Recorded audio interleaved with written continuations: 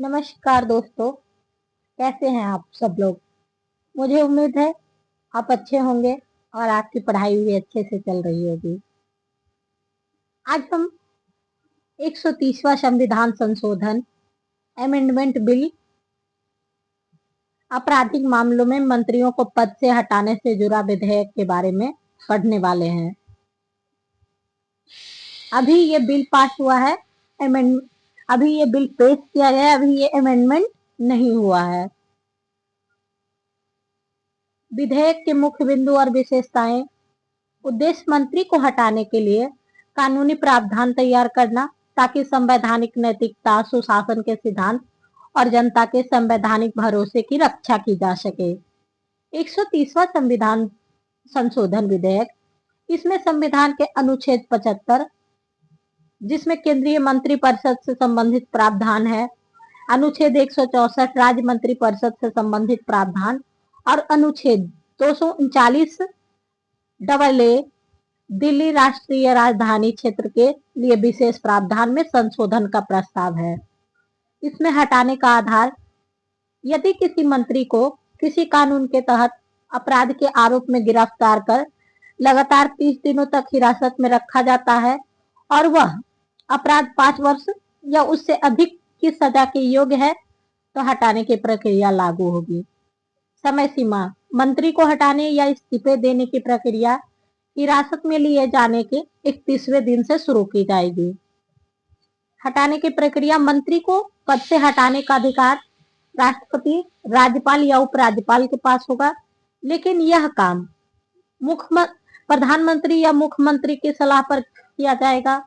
यदि मामला प्रधानमंत्री या मुख्यमंत्री का है तो उन्हें गिरफ्तार या हिरासत के 31वें दिन इस्तीफा देना होगा।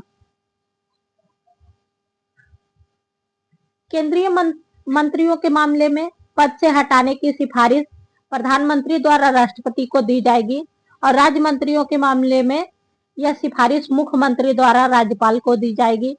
विधानसभा वाले केंद्र शासित प्रदेश के मंत्रियों के मामले में सिफारिश मुख्यमंत्री द्वारा उपराज्यपाल को दी जाएगी। प्रधानमंत्री और मुख्यमंत्री के मामले में किसी सिफारिश की आवश्यकता नहीं होगी, वे स्वयं इस्तीफा दे सकते हैं या फिर हिरासत या गिरफ्तारी की स्थिति में 31वें दिन के बाद स्वतः पद मुक्त माने जाएंगे।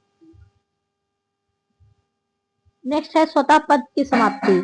अगर 31वें दिन तक आवश्यक कार्रवाई नहीं होती है तो संबंधित व्यक्ति अगले दिन से मंत्री, प्रधानमंत्री या मुख्यमंत्री के पद पर नहीं रहेगा।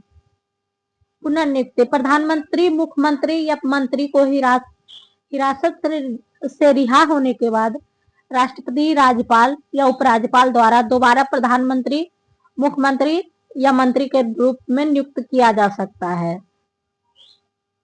मंत्रियों को पद से हटाने हेतु मौजूदा प्रावधान, जनप्रतिनिधि अधिनियम 1951 की धारा 8, यदि किसी विधायक या सांसद को कुछ आपराधिक मामलों में दोषी ठहराया जाता है और कम से कम 2 साल की सजा सुनाई जाती है तो वह चुनाव लड़ने या पद पर बने रहने के लिए अयोग्य हो जाता है।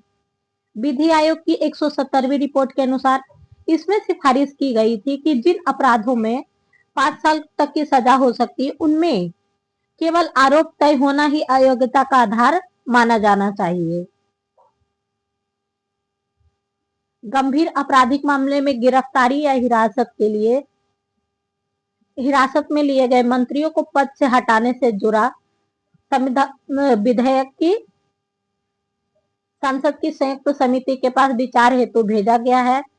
हाल ही में केंद्र सरकार ने गंभीर आपराधिक मामले का सामना कर रहे निर्वाचित प्रतिनिधियों के कार्यकाल के संबंध में मौजूदा कानूनी ढांचे में मौजूद खामियों को दूर करने के लिए 3 विधेयक पेश किया है। इनमें शामिल है संविधान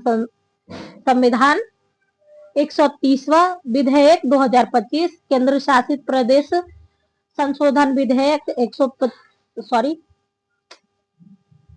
संविधान संशोधन 130वां संशोधन विधेयक 2025, केंद्र शासित प्रदेश संशोधन विधेयक 2025, जम्मू कश्मीर पुनर्गठन संशोधन विधेयक 2025।